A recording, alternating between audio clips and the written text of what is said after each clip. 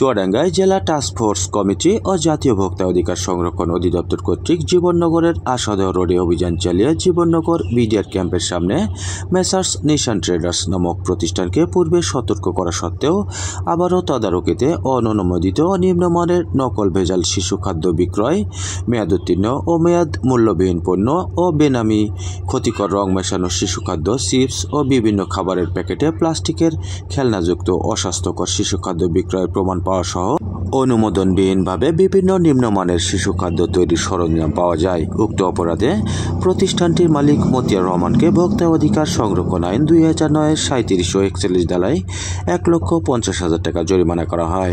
সোমবার 25 নভেম্বর বেলা 11টা থেকে 2:30 পর্যন্ত অভিযান পরিচালনায় ছিলেন চুয়াডাঙ্গা জেলা কার্যালয়ের সহকারী পরিচালক সজল আহমেদ। সহযোগিতায় ছিলেন ছাত্র প্রতিনিধি মুশফিকুর রহিম ও ক্যাব প্রতিনিধি রফিকুল ইসলাম। আইন শৃঙ্খলা রক্ষার্থে সার্বিক সহযোগিতায় ছিলেন সিনিয়র ওয়ারেন্ট অফিসার জাহাঙ্গীর আলমের নেতৃত্বে বাংলাদেশ সেনাবাহিনীর চৌকস টিম। এ সময় অননুমোদিত নিম্নমানের নকল ভেজাল ও ক্ষতিকর রং মেশানো শিশু খাদ্য, প্লাস্টিকের খেলনাযুক্ত চিপস ও শিশু খাদ্য মেয়াদবিহীন ও বেনামি পণ্যগুলো জব্দ করে জনসম্মুখে পুড়িয়ে নষ্ট করা হয়।